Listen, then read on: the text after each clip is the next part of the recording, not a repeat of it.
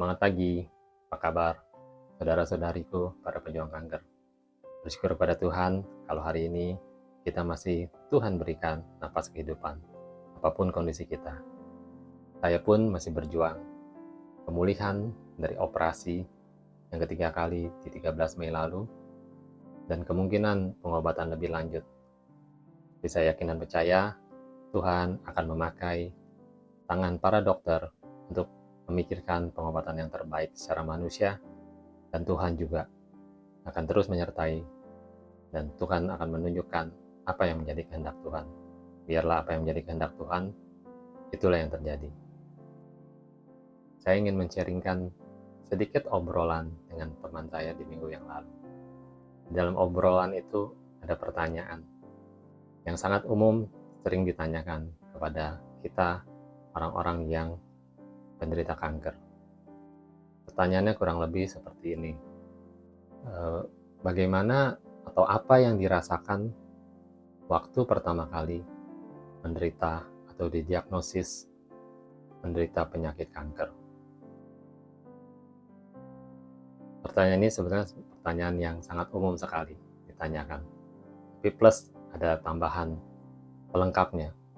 Apalagi Koko kan selama ini dikenal tubuhnya cukup sehat, hidup sehat juga, bahkan aktif melayani.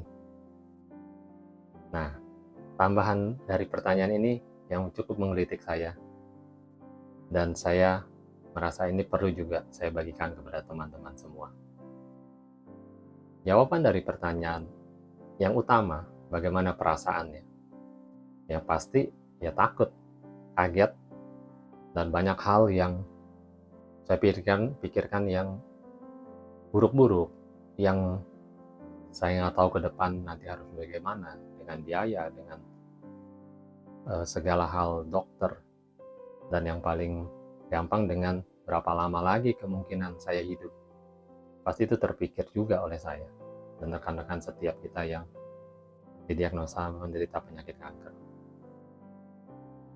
Bersyukur pada Tuhan, saya memang mengalami masa-masa itu tidak terlalu lama, dan saya kembali menyerahkan segala kekhawatiran saya kepada Tuhan. Tapi yang menarik yang tadi tambahannya, apalagi saya hidup sehat, tubuh sehat selama ini, rajin berolahraga, dan juga aktif melayani. Nah, hal tambahan ini, kalimat ini yang menurut saya perlu sama-sama kita juga pahami bersama.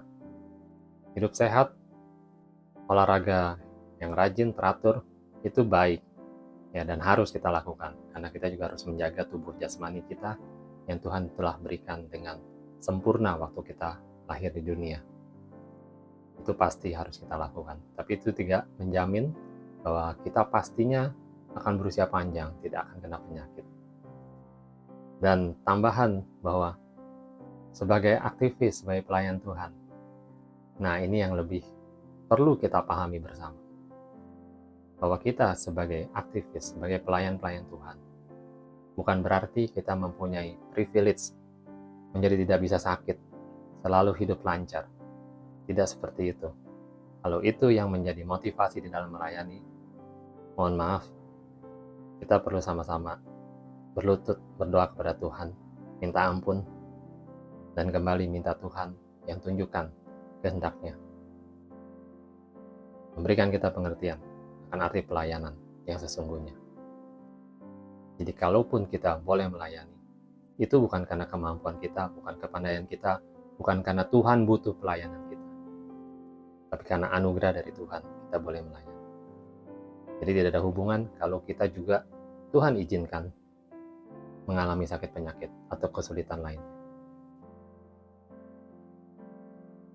Jadi sekali lagi, tidak ada hubungan kalau Tuhan izinkan kita mengalami penyakit atau proses kesulitan yang lain di dalam hidup.